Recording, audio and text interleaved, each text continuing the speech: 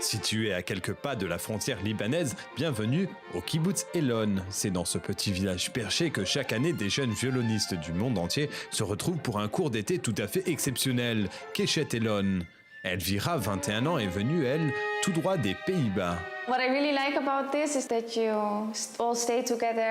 que j'aime beaucoup ici, c'est qu'on reste tous ensemble, on mange ensemble, il y a plein de choses à faire, donc on rencontre plein de gens, tous des musiciens, de très bons musiciens, plein de choses à vivre. Hande Kunde est une jeune violoniste turque. Les récents événements à Gaza et les relations plutôt frileuses entre Israël et son pays ne l'ont pas découragée. Non, cette situation politique ne m'intéresse pas. Je ne suis pas en accord avec tout ce qui vient de mon pays, ni avec tout ce qui vient d'Israël. Il s'agit de ma vie personnelle, et mes idées personnelles sont bien différentes de ce qui se passe sur le plan politique. Yitzhak Rachovski, Chaim Taub, Stéphane Picard, des grands noms du violon se sont rassemblés pour prodiguer leurs conseils à cette jeune génération de musiciens. Le vétéran, c'est Ivry Gitlis. Né en 1922, ce violoniste d'exception grandit à Haïfa, où il partage son enfance avec ses voisins arabes. Il se souvient. J'ai grandi ici. On a vécu avec mes premiers amis, c'était des enfants palestiniens, arabes, avec lesquels on jouait ensemble. On n'avait pas de difficulté de langage parce que la langue était la langue de notre âge, oui. D'un autre âge aussi. Sur les conseils de Bronislav Huberman, le fondateur de l'Orchestre de Palestine, il part avec sa mère étudier à Paris. Aujourd'hui, les gens cherchent des sponsors. Ils cherchent des gens qui vous donnent des bourses. Nous, on n'avait pas de bourse. Un jour, ma mère est venue, elle a dit qu'elle a trouvé des places dans 4e classe. Il n'existe plus de 4e classe. Les plus moins chers que possible, évidemment, sur un bateau pour d'ouvrir drôle qui s'appelait le Sphinx. Ce juif palestinien débarque dans la France des années 30. Paris sera toujours Paris. En 1935, il reçoit le premier prix du Conservatoire de Paris. Sa carrière est lancée. Une carrière qui va le mener sur les 4 continents. Il est considéré comme la dernière légende du violon du XXe siècle encore vivante. En 1963, il est le premier violoniste israélien à effectuer une tournée en URSS.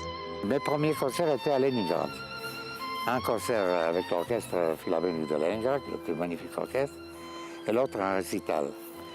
Au premier récital, au concert, la salle était quasi pleine. Au deuxième concert, il y a 500 ou 600 personnes qui ne pouvaient pas entrer. Et que les gens se battaient parce que dans la rue pour entrer. Près de 80 ans de carrière exceptionnelle, au cours de laquelle il a rencontré des musiciens venus d'horizons très différents. Oui, j'ai rencontré une fois Brian Jones, qui était des Rolling Stones, qui était un garçon absolument adorable, qui est mort, je n'ai jamais su pourquoi et comment, enfin bon, et qui un jour me téléphone de Londres, est-ce que j'accepterais de participer à une émission, un film qu'il faisait sur le Rolling Stones. Bon, alors je suis allé là-bas, j'ai joué quelque chose moi-même, et puis on a improvisé, j'ai improvisé avec eux. Malheureusement, au même moment, il y avait Yoko Ono, qui était la femme de John Lennon, qui était là, et qui est entrée dans le truc là-bas. Et il y a John Lennon qui était avec nous d'ailleurs. Elle est entrée là-bas, commencé à crier comme ça, ce truc-là. Je la regarde comme ça, j'avais envie de se dire. Avant tout musicien, Ivry Gitlis est aussi écrivain, pédagogue et aussi acteur. Pour Truffaut, il hypnotise Isabelle Adjani dans l'histoire d'Adèle H. Il m'a contacté, il me voulait pour ce rôle. Alors, je n'ai pas dit non.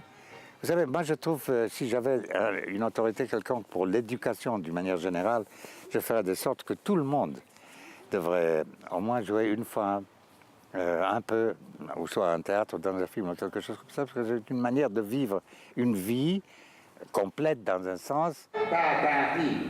À l'âge de 92 ans, Ivry Gitlis consacre son temps à transmettre son expérience. À Keshet Elon, il conseille ses jeunes musiciens pour extérioriser leurs émotions. Si vous avez des émotions et vous avez le moyen, l'instrument avec lequel vous pouvez l'exprimer, eh bien vous avez de la chance dans un sens parce que d'abord ça vous aide dans vos émotions. C'est quand même moins cher que d'aller chez le psychiatre. He tries to bring out that what actually is already in me.